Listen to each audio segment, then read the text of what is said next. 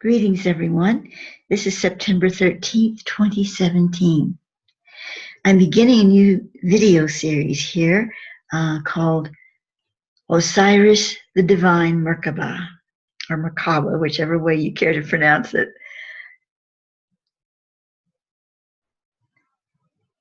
I wish to begin with some of my basic material that I have written concerning Osiris in the Osirian chamber beneath the Great Pyramid, which Thoth calls the Vault of Osiris.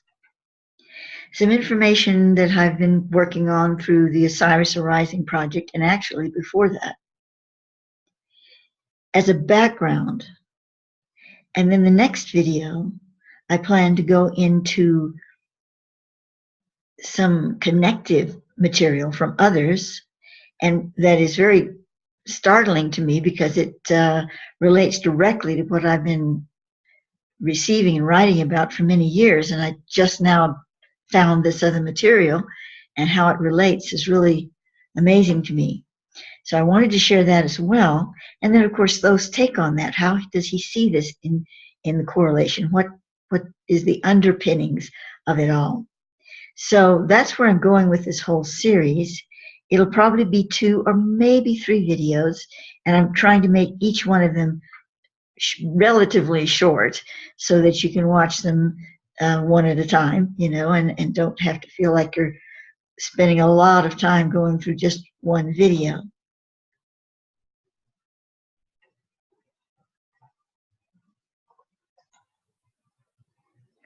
So I'm going to begin with reading to you from something that I received and wrote about probably around the year 2000.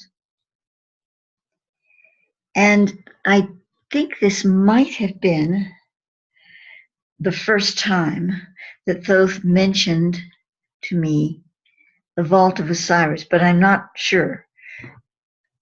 However, it was certainly around this time. If it was any earlier, it would have been just a few years earlier.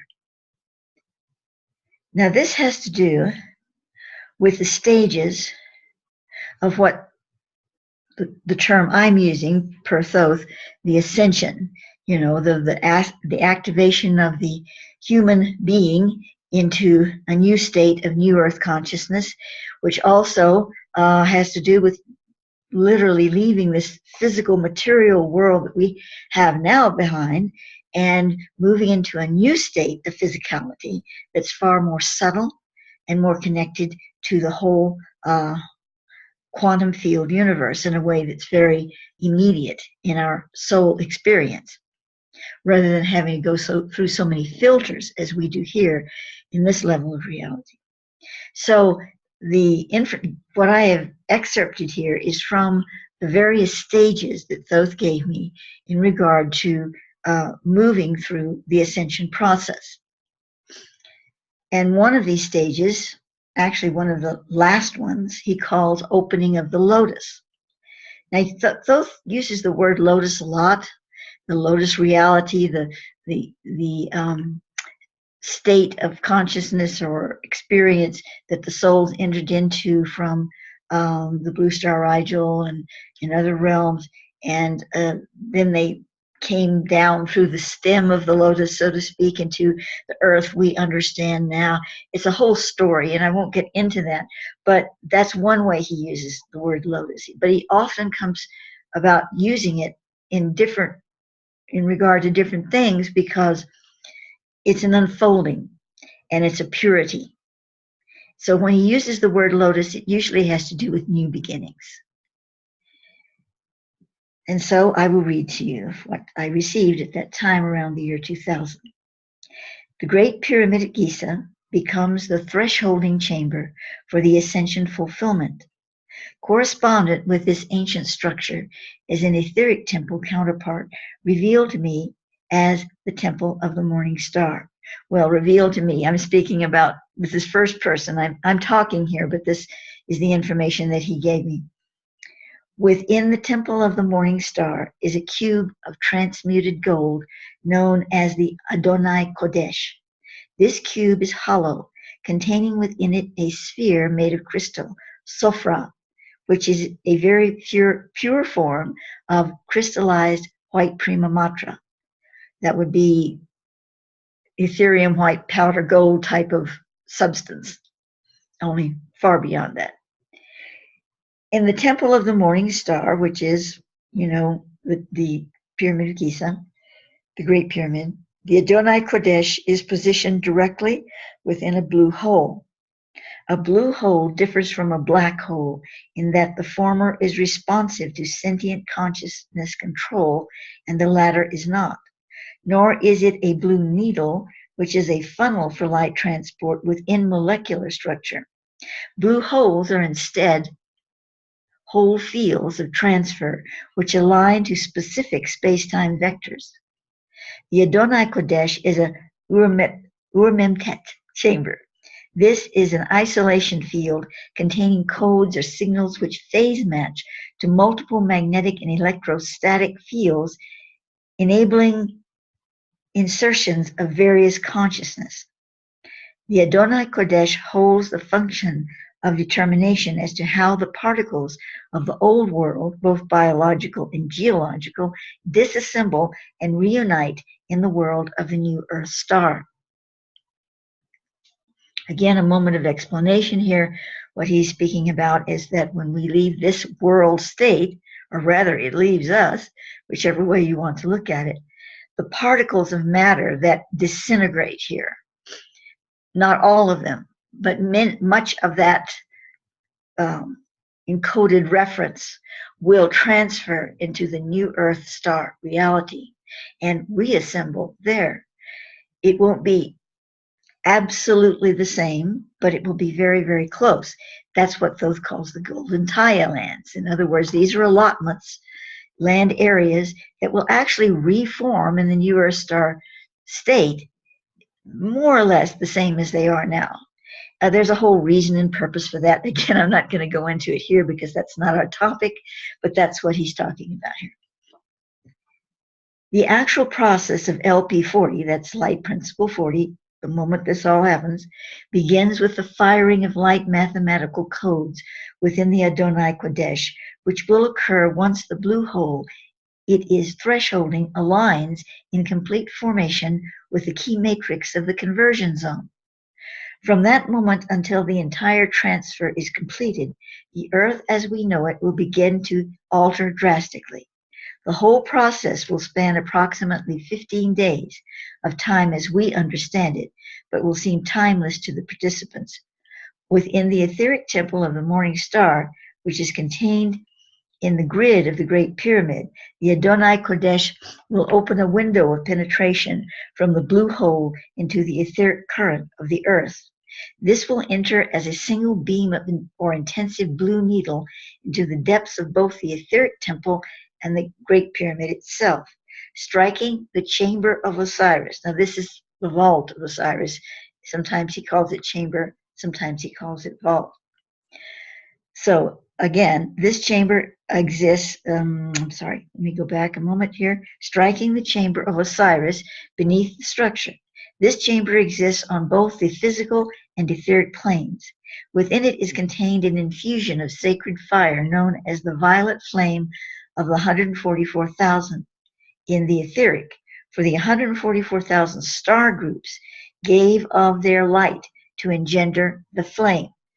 Now, what he really means by that, I don't know, quite honestly, but that's what I received.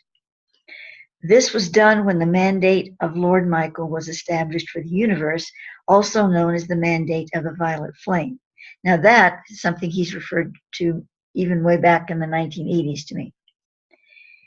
The violet flame of the 144,000 was given to Earth as the light of transfiguration for its redemption, so that Earth may once again come into its true role among the hierarchies of the 144,000 regent star suns. Not every star sun is regent. This is in reference to specifically empowered stars, which are the thresholds for the greater archangelic radiant suns. The Earth's sun is not regent. However, when the ascended portions of Earth move into the new Earth star, we will be within a regent sun. That's Rigel. We must understand that more highly evolved world systems dwell within their sun star, rather than orbit around them. This is a large topic unto itself, but suffice to say that our own current sun at higher dimensions of reality is not hot as we would normally think of it. Thus, when the blue needle sent from the Urmemtet chamber of the Adonai Kadesh enters the violet flame, this flame will respond by being drawn up and out of its nucleus, unfolding like a lotus, each petal resplendent with the dew of newborn self-creation. The fiery petals will stream outward, revealing a single brilliant core of golden light. From this center, literally billions of needles of golden white fire will extend into all directions within and upon the earth. These are the awakening crystalline particles, crystalline sparks of Christic mind, moving through the escalating etheric current of the planet, initiating transformation of any vibration denser than that contained within the sacred vibrational matrix of the Great Pyramid, or rather, the Temple of the Risen One, which its counterpart is, the etheric counterpart is Thoth calls the Temple of the Morning Star. Now, as I said, this is only one little piece of this whole presentation to me in regard to the ascension process. And at that time, when I received it, I had no idea about this pyramidus radius matrix, which is the in-between thing where we're going to be staging all of this. This didn't come into the picture. So it didn't give me this information until later, about 4 years ago, I guess. But this gives us an idea of the basic understanding of how all this works. And from the chamber of Osiris, or the Vault of Osiris, all of this starts happening. That is the triggers that align and usher the earth into its light principle 4D format. Now, we're not just talking about a physical structure, of course. If we look at the Great Pyramid, it's an impressive item, no doubt, but it's a ruin. It's not complete as it once was. It's certainly not complete. It doesn't have anywhere near all the things it had in it at the time. It created incredible energy portal. However, it still is very much a portal because its dynamic properties are not just in the physical structure. If it were, the pyramid now would be kind of not working very well. But because of its overlay of the Temple of the Morning Star, it's still activational, very activational. And when its time comes for it to become this modus operandi for the whole ascension process, a key trigger, at least, a very key trigger, it will be activated by its etheric counterpart, the Morning Star. And the chamber or Vault of Osiris is let's say, the golden cauldron, shall we say, where all of this mixture comes together.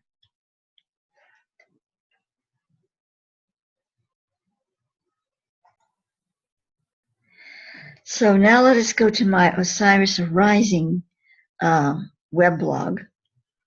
And the article on Osiris is the fire star Kyi'Ra. Now, the Osiris Rising project began, I guess nearly 3 years ago, or maybe it has been 3 years ago. And this was a whole new setup for me in regard to a direction to pursue, which Thoth had encouraged me to go down. And it does have many components in it that I was given many years ago, but they didn't all come together in a greater understanding for me until Thoth gave me this Osiris Rising project. Now, the fire star Kyi'Ra. First, we need to understand about Osiris. Osiris is a soul, a very highly illumined soul like Thoth, Isis and whatever. And according to Thoth, the Osiris soul is holding presence in this vault chamber. How this is accomplished, we'd have to go into the nature of souls and how all of this, but that soul is holding presence within there. According to Thoth, Osiris was also Horus. He was also his son. So we have the same soul that is Osiris and Horus. But the Osiris energy performs a certain function, and the Horus energy performs a certain function, because these souls, or this soul, is attendant to an energetic base that it works with. And that energetic base we could also call Osiris, and we could call it, in another form of its expression, Horus. So when Thoth is speaking of Osiris, the soul part is only one little part of the whole of what he's talking about. And he will shift back and forth in reference to these, which leads to a bit of confusion on my part, at least. But we also know that the Osiris soul was the companion soul for the pure soul that entered the body of Yeshua, Jesus. And the two of them shared that body until baptism, when the Osiris soul left and allowed the archangelic, Christic archangel to ray forth into that incarnation with the pure soul of Yeshua. And during the whole ministry of Jesus, Yeshua, that pure soul and the archangelic ray were present together. And then at crucifixion, he's never said the archangelic ray was withdrawn, but it probably was. And Osiris soul merged back with the pure soul to help the pure soul move through the crucifixion. So that's about the soul. But now let's look at Osiris as a quantum energetic principle and how it relates to the ascension process. So there's a lot to be said here, and I'm not going to read this whole article. As you can see, it's long, but I will put a link to it accompanying the videos, this series. But I do want to go down to this part here about the actual Kyi'Ra Firestar dancer, or what do we call it? The Firestar Kyi'Ra dancer. And when I read this to you, you need to really think about it as a quantum physics expression. Now, the Osirian soul will be part of it. It will be sort of facilitating it. But it's not the soul we're really speaking about here. We're talking about the quantum process.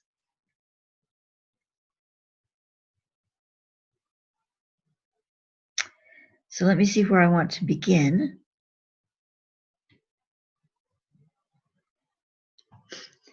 The Osirim matrix spins. Now, the Osirim is a matrix that is physically located in Mount Kailash, and it contains, I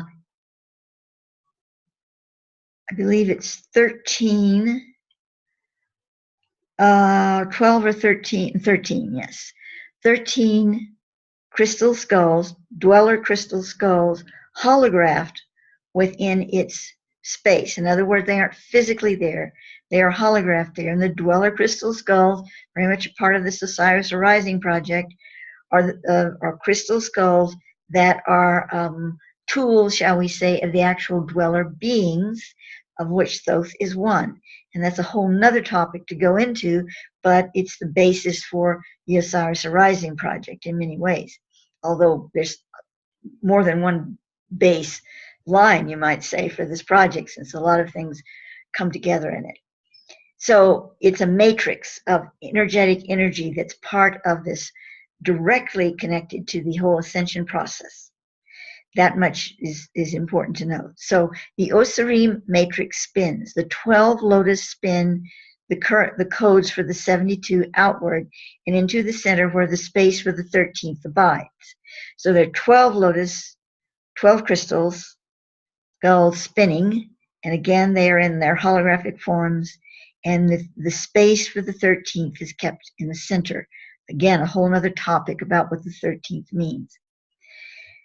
The Isis and Osiris skulls, and these are the true crystal skulls, that are the projection fields for the Isis and Osiris souls, who are part of the 72 dwellers, project into that spinning. The union of above, White Queen Grace, beyond form, and below, Red Queen blood ancestry, the spark for uniting the parts of the whole once again. It is then that Osiris, and we're speaking of the soul here, will take the position energetically via a violet ray of light into the center space being held for the 13th living crystal skull. The being, often Thoth often refers to, that does not have a crystal skull, but will unite the entire realm of earth through her entry, the soul light being, into the center of the 12 at a future time. As the Osiris penetrates the violet ray into the center space. Now, as he speaks here, he says, as the Osiris. So now he's shifting a little bit.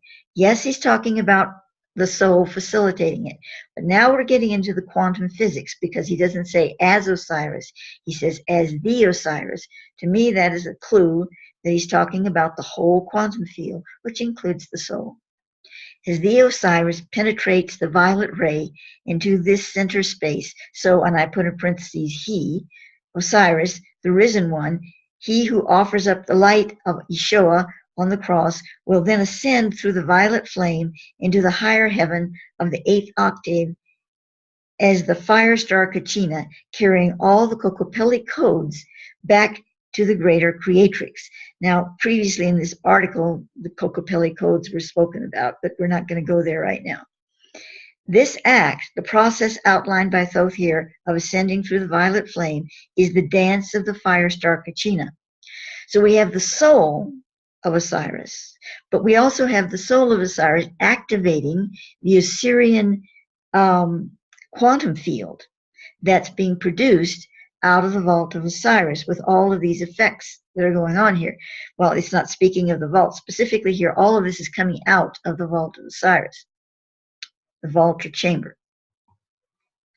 So now he says, as the ancient texts say, the ancient texts of this event, and this is from Thoth, some ancient texts, it states, I am the Osirim, peacock dancer, the fire star of the 8th house with the 12 pillars. The shimmer of my star feathers reveals the eye of Horus, the son of suns.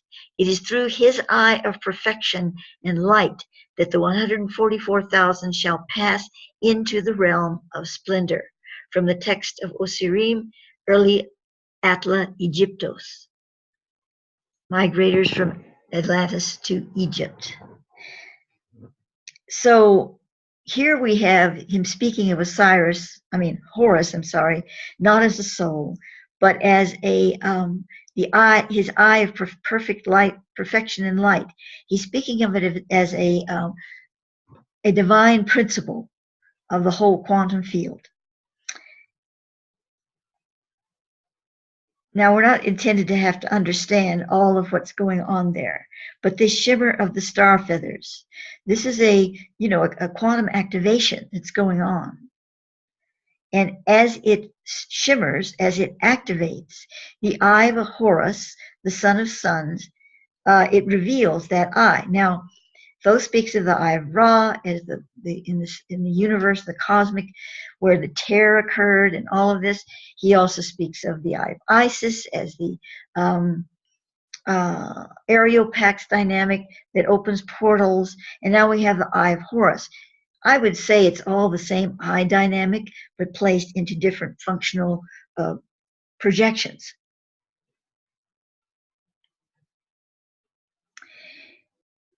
It is important to understand that Thoth is speaking here of quantum science. If you can view it from that understanding, all the symbology will hopefully begin to make more sense. What Thoth is revealing to me is that the soul of Osiris has been willingly suspended with the earth. It has not gone to other realms in between its few incarnations here. Instead, it has held the light chemistry of the Adam Kadmon human blueprint in the earth. When he transforms into the fire star Kyi'Ra, so he will arise, becoming the risen one, ascending into the 8th octave of heaven. In Egypt, on the solstice, well, that goes on with some other things I'm not going to go into here. But so we have the soul of Osiris is doing the act, performing the act, but the act itself is much greater than the soul. And that's where we go into the whole quantum physics of it.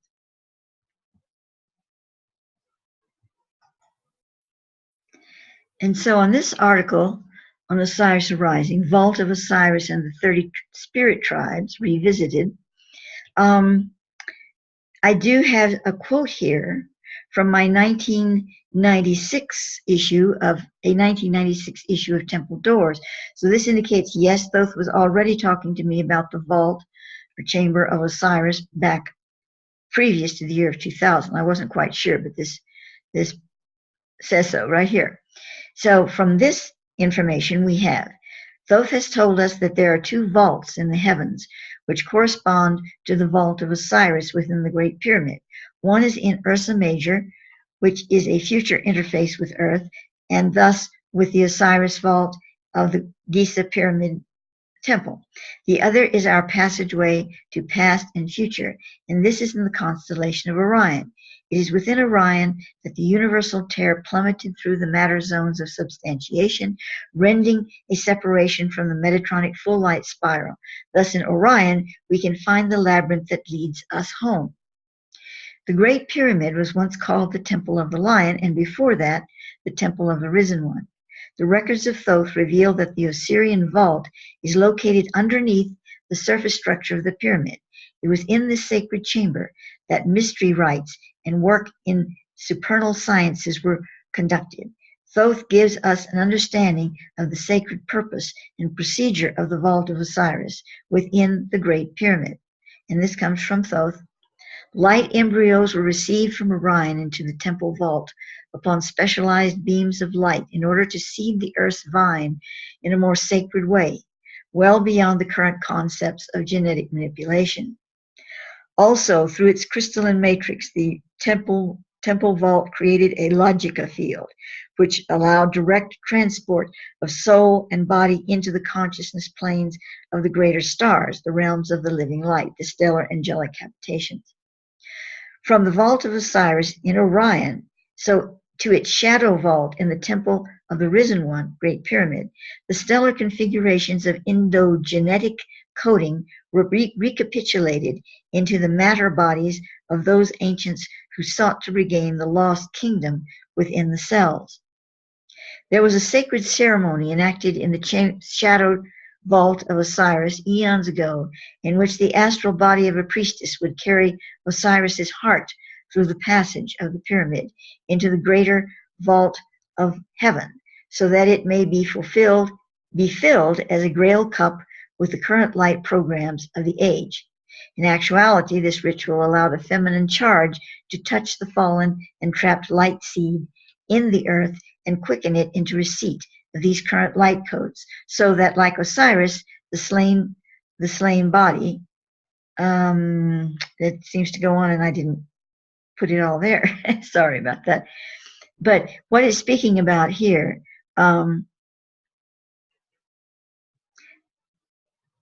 the astral body of a priestess would carry Osiris's heart. Obviously, it's not a physical heart, but it's an energy expression of heart of Osiris.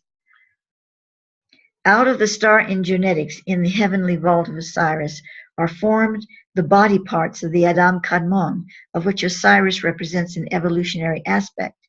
These parts are integrated into the genetics of the human race through 38 strands of recursive stellar information within the human etheric genetics or paragenetics. These strands are the strialium. 30 of these strands or strialium have nested in the descended earth through the 30 spirit tribes. The remaining 8 strands compose the stellar configurations of soul frequency bandwidths involved in the higher evolution of this planet, which continue to exist in advanced DNA templates of the Adam Kadmon. Such beings as Thoth are from these templates. And that's really all I'm going to read about that in this particular article here.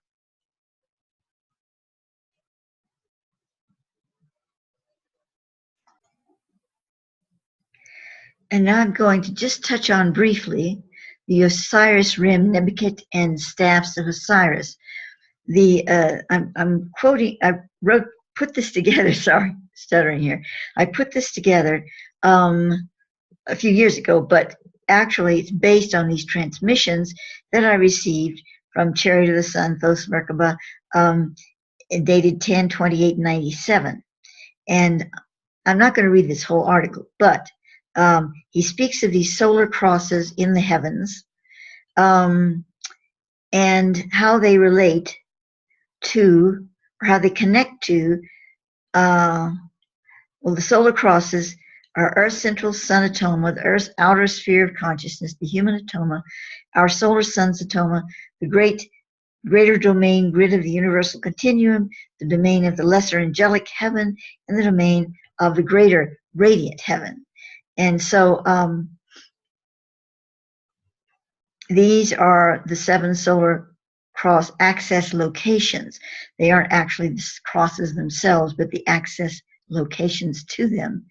And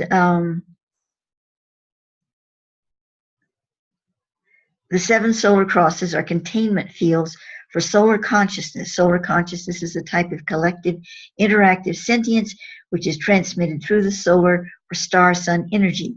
Human souls migrate through these fields of consciousness as they progress on their evolutionary journey through the universe.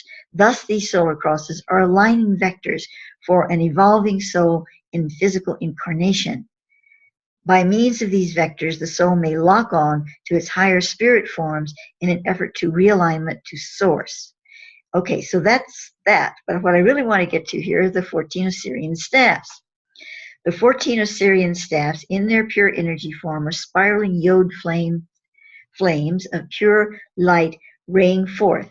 These yod rays are created through the interlinking of all 7 solar crosses.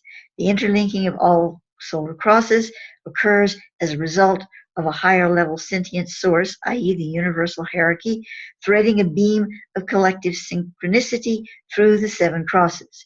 From the Earth's current perspective, this is fully realized when this dynamic is initiated within the Earth's central sun atoma and then threaded through all other domains of access to the greater radiant heavens, then back again to the central sun atoma of the planet.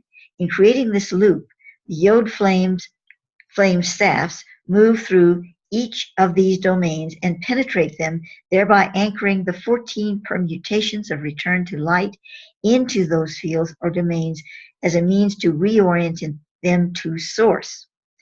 Now, he goes through giving the 14 Osirian staffs and their pure energy dynamics. I'm not going to read all of this. Again, there will be a link to this accompanying the video, because, you know, this is a whole study into itself, but I wanted to bring this up because there is a relationship with what's coming up in video 2, and I will refer back to it, but I wanted to just show you this right now so you can see that it is here on my page and it does relate. Okay, so that is that part which I wish to share. Then from my Crystalline Matrix blog site, I have something here called Dream Vision Tour at Glastonbury Sacred On. This is relating to information article that I wrote when I lived here in Crestone before. And so it goes back, I'm relating it in 2014 because of a dream vision a friend of mine had. But the actual information I want to share little bits and pieces of is from issue 1-2, 1995 of Temple Doors. Tehuti is also Thoth because Tehuti is the name we were using at the time. I was using at the time. So I'm not going to go through all of this here right now, but I wanted to touch on it because it indicates, let me go back to, let's see what it's saying.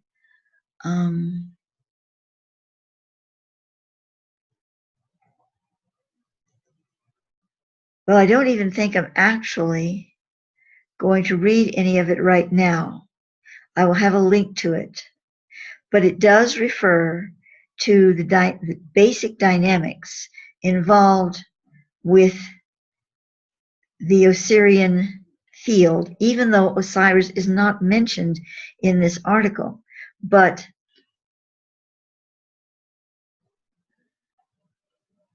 there are dynamics present in here that I just feel are important to the whole picture. So because this video is getting longer and longer, I'm just not going to read it right now. But you can see there it is, and I will have a link to it.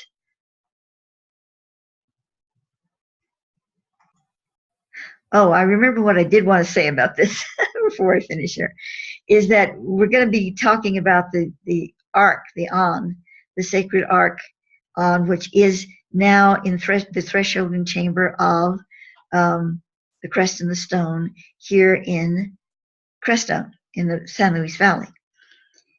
Because the sacred the true ark, is the other big piece of the whole Osiris arising project, and its relationship to Osiris arising. The connection of the Vault of Osiris to the sacred here, now located, well, somewhat interdimensionally, but here nevertheless in this region of Colorado, is imperative to the whole dynamic of ascension. And that's what is profiled here to some extent within this article, even though this was written before the sacred was relocated to its final thresholding chamber here. I was told when I moved here 17 years ago that this would be the final thresholding chamber for it, but I thought there would be hundreds of years in the future. I never dreamed I'd be alive when that happened, and yet back into the location where it is occurring. That's how things happen, isn't it? You just never know what's going to happen next. So anyway, this is what that article kind of relates to.